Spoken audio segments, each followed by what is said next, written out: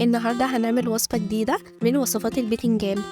كل الناس اللي بتعشق البتنجان هنعمله بطريقة جديدة مختلفة باللحمة المفرومة والجبنة الموتزاريلا في الفرن وبدون قلي. استخدمنا بس معلقتين من زيت الزيتون.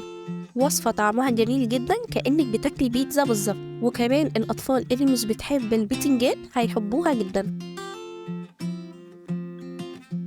أول حاجة معانا حبايتين كبار من البتنجان قطعناهم شرايح زي ما انتم شايفين كده، وهنضيف معلقتين كبار من زيت الزيتون أو أي زيت موجود عندك في البيت، وبعدين هندخله الفرن حوالي ربع ساعة على درجة حرارة 180 لحد ما ياخد لون، وبعد شوية هنقلبه على الوش التاني. وبعد ما خرجناه من الفرن هيكون استوى وخد اللون ده زي ما احنا عايزين بالظبط بدون إضافة أي زيوت تانية. هنجيب اللحمة المفرومة بتاعتنا وهنحط على البتنجان، وهنحط فوقها الجبنة الموتزاريلا،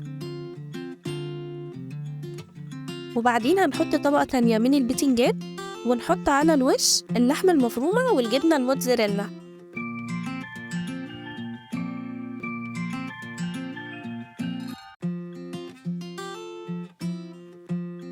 وبكده بقت جاهزة تمام معانا،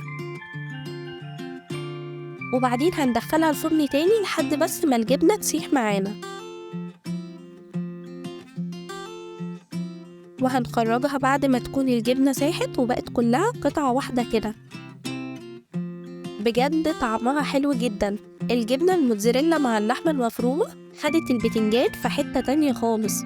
الناس اللي بتحب البتنجان هتحب الوصفة دي جدا، وكمان الأطفال هيحبوها قوي كأنك بتاكل ميني بيتزا بالظبط بس فيها طعم البتنجان.